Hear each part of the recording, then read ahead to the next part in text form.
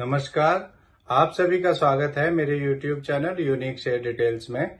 आज फिर आ गया हूं मैं आप सबके सामने फिर से एक नया बेहतरीन और यूनिक शेयर लेकर। चलिए आप सबको उसके बारे में बताऊंगा। उससे पहले आप मेरे चैनल को सब्सक्राइब और मेरे वीडियोस को लाइक करते रहिए, जिससे कि रोजाना आपको ऐसे ही नए नए बेहतरीन और बढ़िया यूनिक शेयरों के बारे में पता चल सके।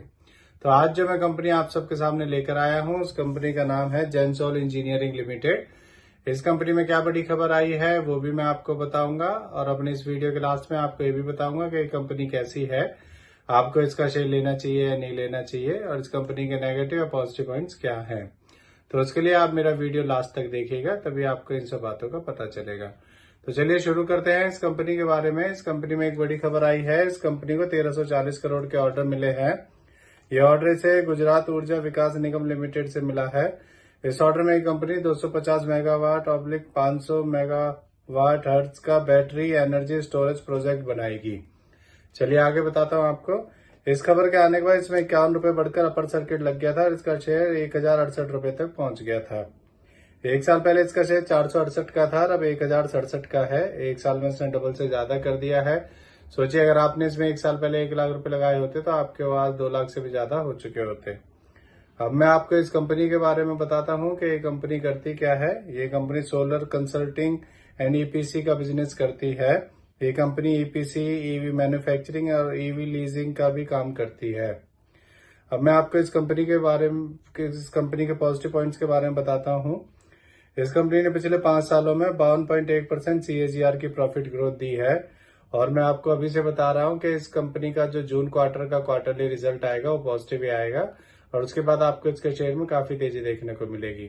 और आप ये मेरी बात याद रखिएगा कि ये बात मैंने आपको इसका क्वार्टरली रिजल्ट आने से पहले ही बता दी थी। चलिए अब मैं आपको इस कंपनी के नेगेटिव पॉइंट्स के बारे में बताता हूँ। ये कंपनी लगातार अपना रिपीटेड प्रॉफिट शो करती आ रही है और ये कंपनी डिविडेंड भी नहीं देती है। इस कंपनी का इंटरेस्ट कवरेज रेशियो कम है।